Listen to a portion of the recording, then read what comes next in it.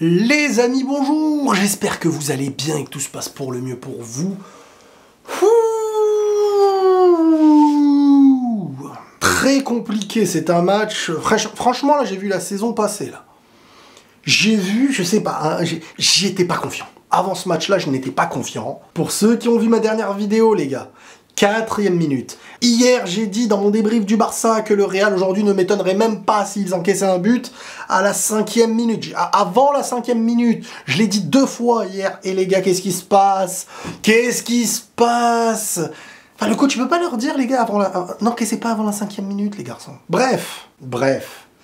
Le Real a encaissé avant la 5e minute et ça change toujours tout d'encaisser aussitôt. Alors soit ça te réveille, et derrière t'as des occasions en plus, hein, le Real a des occasions. Mais en fin de compte, en voyant ce match, et surtout cette première mi-temps, je me suis dit que si le Real perd la première place, ils reviendront pas. ils reviendront pas à la première place. C'est ce que je me suis dit. Je pense vraiment que si là aussitôt le Real donne la première place au Barça, ça va dérouler, ça va être trop dur. Barcelone, les gars, comme je vous ai dit hier, en Espagne, ils déroulent. Hein. Ils déroulent. Ils ont une équipe meilleure que l'année dernière. Ils ont vraiment de quoi, si tu leur donnes une première place, la garder le plus longtemps possible. Et je suis désolé, je ne suis pas du tout confiant pour les classicos. Donc ça veut dire qu'en plus de ça, si eux, ils ont la première place et qu'ils vont te jouer et qu'ils risquent de te battre, parce que pour l'instant, pour moi, Barça est favori contre le Real. Hein. Et on a vu ce que ça a donné hein, en pré-saison. Alors pré-saison ne veut pas dire saison, on est d'accord. Mais quand même. Bref, la Real Sociedad, qui n'est pas une grande Real Sociedad, hein, qui fait un mauvais début de saison, était à 2 doigts de se relancer grâce à Madrid, comme d'habitude. Real qui encaisse très tôt, but refusé à Kubo, et on a vu un Kubo, comme d'habitude, légendaire, c'est un oiseau légendaire de Pokémon contre le Real, ce mec. Là, c'est toujours ça. Au point où, ça y est, tous les réseaux, Kubo, faut le faire revenir, faut l'acheter, il coûte pas cher et tout. Mais bon, les gars... T'as Arda Güler, t'as Brahim Diaz et t'as Rodrigo. Et l'année prochaine, tu vas prendre un vrai numéro 9. Donc, qu'est-ce que tu vas faire? Tu vas dire quoi quand t'achètes notre Kubo? Tu lui dis, alors on a un futur grand, normalement, qui s'appelle Arda Güler et à qui on va donner sa chance de plus en plus peut-être. On l'a toujours pas vu encore, il revient de blessure. On a Rodrigo, et on va faire quoi de toi? Donc c'est ça le problème. Parce que moi aussi, bien sûr, tu me dis, tu rachètes Kubo, ça fait plaisir et tout. Mais c'est pas aussi simple que ça. Bref, Kubo qui fait une première mi-temps exceptionnelle. Un mélange de Messi, de caviar à la Ronaldinho, à l'arrêt, là. Vous voyez les passes à l'arrêt, là. Il lève la tête, hop, et tiens, je dépose. En parachute télécommandé. Donc une totale maîtrise et un échec total de la première mi-temps du Real Madrid, avec quelques occasions, mais qui ont échoué. Vraiment, un Real en première mi-temps qui... Franchement, heureusement qu'il y a eu la mi-temps. Parce que sans la mi-temps, je sais même pas comment le Real aurait pu faire pour remonter. Bref, Kepa. Très satisfait de son match. Sur le premier but, il lâche un double arrêt, il lâche une parade à un moment donné, je me rappelle plus c'était à quel moment, mais c'était crucial. Et le Real au final gagne. Donc faudra pas oublier les efforts de ces joueurs-là. Première mi-temps de Fran Garcia, catastrophique. Deuxième mi-temps, master class avec les honneurs et un chausson aux pommes en cadeau. Donc, deuxième mi-temps, 2 passes D, voilà. Ah, c'est clair qu'en centre, sa première intention, son premier poteau, ça passe en retrait sur Valverde, et la deuxième mi-temps, elle commence de la meilleure des manières. Parce que t'as passe en retrait de Fran Garcia qui a vu tout avant les autres, et t'as le boulet de canon plat du pied. Poteau rentrant de Valverde. Et c'est ça qu'on veut de Valverde. Entrée de zone, tu cacahuètes. C'est aussi simple que ça. Et là, ça relance tout, parce que plus le match aurait duré, plus il faut mettre 2 buts pour chercher les 3 points, plus ça aurait été compliqué, et plus on a vu que la Sociedad, à un moment donné, même maîtrisait la possession. C'est là où tu vois que la Liga, quand même, il y a du football. Je veux dire, t'as le Real Madrid en face, et la Sociedad, à un moment donné, il lâche 5 minutes de possession, tranquille et tout. Pour le Real, sans numéro 9, alors bien sûr, il y a Joselu, bien sûr, deuxième but, Joselu, tête sur un centre de Fran Garcia, et une deuxième mi-temps exceptionnelle de Fran Garcia, et des initiatives, du courage, des passes D, et Joselu qui a été utile sur ce match-là, étant donné qu'il met le but du 2-1, et on ne peut que admettre que ça fait du bien. Mais, quand les gens disent, faut pas sous-estimer Joselu, tout, mais Joselu n'est pas sous-estimé, les mecs. Joselu est vu à sa juste valeur. Numéro 9 remplaçant. Et il fait le job remplaçant. Parce que s'il n'est pas remplaçant, on va lui demander le travail d'un titulaire. Et si on lui demande le travail d'un titulaire, on va pas lui demander de mettre que 8-9 buts dans la saison. Donc faut savoir. C'est un remplaçant qui va faire le job 10 fois mieux que tous les remplaçants attaquants qu'il y a eu depuis 3-4 ans, 4 ans. Et en plus, là, il manquait Vinicius. Donc déjà, tu arrives à faire 2 fois sans Vinicius. Là, franchement, déjà, tu te dis... tu sens que c'est dur quand même, hein, parce que tu sens qu'il n'y a pas de profondeur. Tu sens qu'il n'y a pas de mec qui... le jeu est posé, et d'un coup, boum, ils éliminent, ils font tourner la tête. Vinicius, tu nous manques, notre Vinicius. Sur le terrain, tu nous manques, c'est incroyable, purée. Donc Bellingham, très discret sur ce match, travail de l'ombre, bon...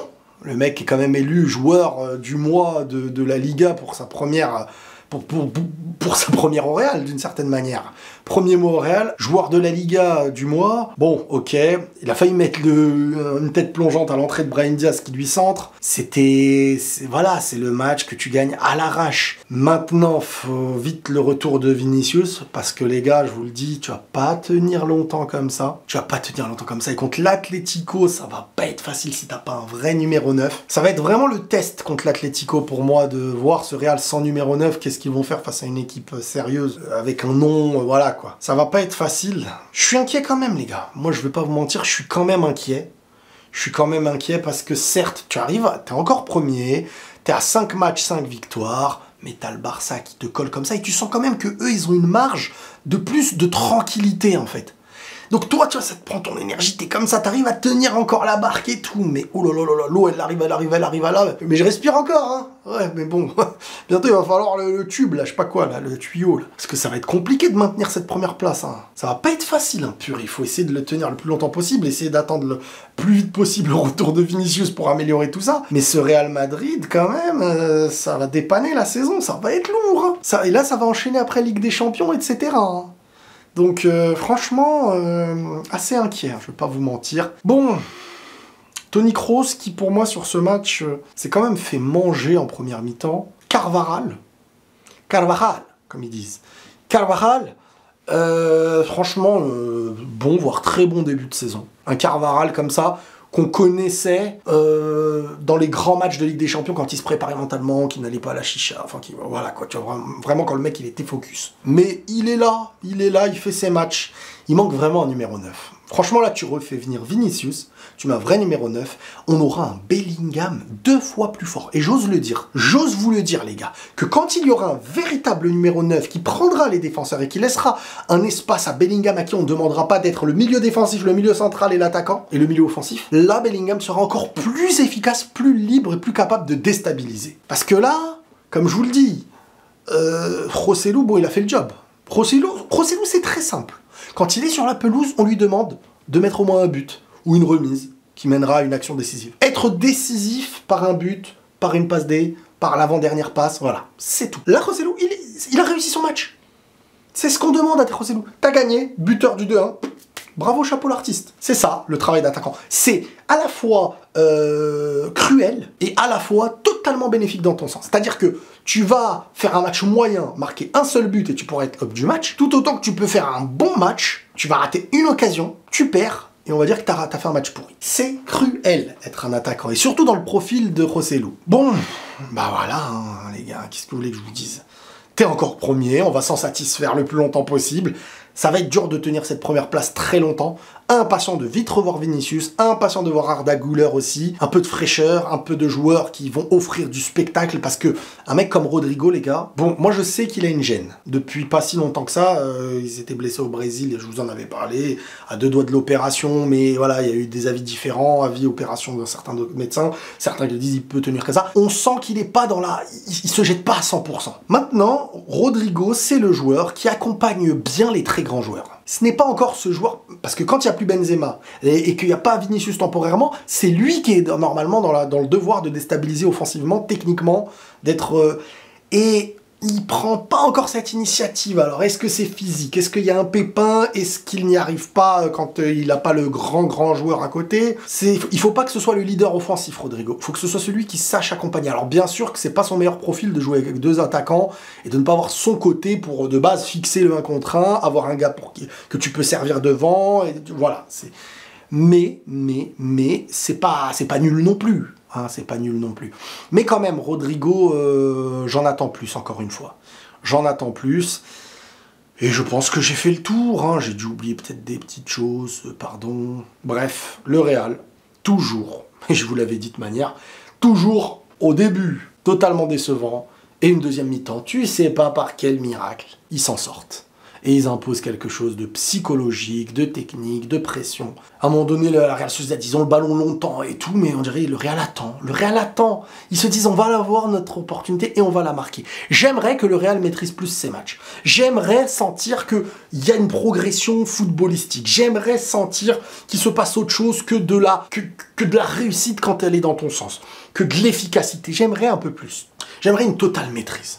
Voilà, j'aimerais une totale maîtrise dans des gros matchs, comme l'année dernière contre Liverpool, comme contre Chelsea, ces matchs où tu dis purée, voilà, là ils sont frais, là ça fait du bien. Mais là il y a plus de 9. Mais Riles, il y a un 9, il y a Joselu, voilà, en plus il a marqué. Joselu est un remplaçant. Il fait bien son travail de remplaçant au Real Madrid. Ça fait plaisir de l'avoir en remplaçant, ce n'est pas un numéro 9 titulaire. Il va aider, hein. Il pourra être titularisé dans certains matchs, ok. Mais ce n'est pas un numéro 9 titulaire. Bref, voilà les amis, prenez tous soin de vous et la paix sur vous.